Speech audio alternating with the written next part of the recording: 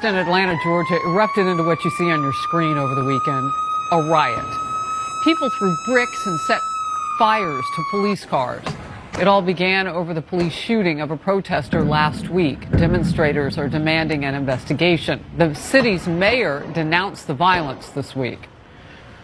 There were some individuals within that crowd that meant violence. They had explosives. They burned down a police car. They broke windows at businesses. It should be noted that these individuals were not Atlanta or Georgia residents. Most of them traveled into our city to wreak havoc. You can see the boarded up windows of this bank behind me. They were smashed with rocks and with bricks. The ATMs smashed also. A police car was set on fire. This started out as a peaceful protest early Saturday evening to mark the death of an activist shot by police. Police say they were returning fire, and then it turned suddenly violent. Police say this was a small group intent on violence, that the violence had nothing to do with the First Amendment.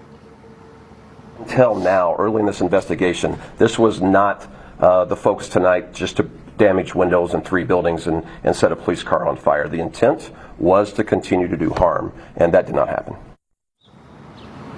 The trouble all began last week. There's been construction of a police training center that's been blocked by activists for about the past year. They set up a number of camps in the area. When police went to clear those camps last Wednesday, a 26-year-old, they say, fired on police, wounding a Georgia state trooper. Police fired back, killed the 26-year-old.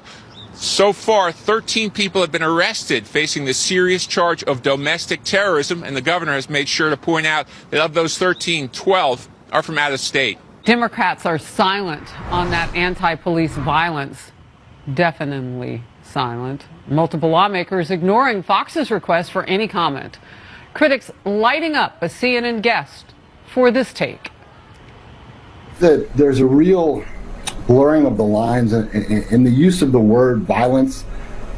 Is property destruction violence? To some people it certainly is. But this idea that breaking windows or other acts of property destruction are the same as actual violence against humans it's kind of a dangerous and slippery concept. This shouldn't be. It doesn't have to be this way. You can protest. That's about as American as it gets.